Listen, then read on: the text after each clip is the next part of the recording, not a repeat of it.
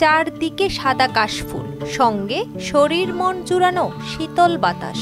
চাঁদপুর সদরের প্রান্ত ছুঁয়ে পেঁজা তুলোর মতো ওড়ে মেঘ, নদীর ধারে উকি দেয় কাশফুল।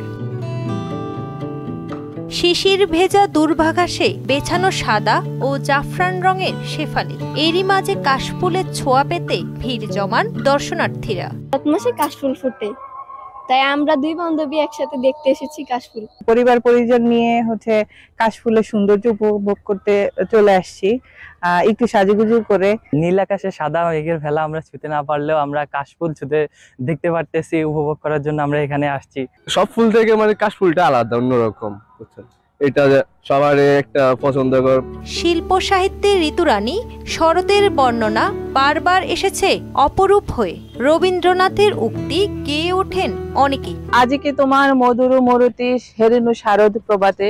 রবীন্দ্রনাথ ঠাকুরের এই উক্তিটি শরৎকালে আসলে বেশি মাধুর্যতা লাভ করে। তবে শরতের সৌন্দর্য হারিয়ে গেছে অপরিকল্পিত নগরায়নে। প্রকৃতির এই রূপ টিকিয়ে রাখার তাগিদ দেন সাহিত্যপ্রেমীরা। এক কথায় বলা যায় যে শরৎ আমাদের বাংলা সাহিত্যের বিশাল ভান্ডার জুড়ে আছে। পাতায় পাতায় ফোঁটা ফোঁটা শিশির বিন্দু জানান দিচ্ছে শীত আসছে, গাছপালা সাজছে সেই আমেজে। সুন্দরী শরৎ প্রকৃতিতে যেন অনন্য রূপ। তাহসিন তারিন, মোহনা সংবাদ।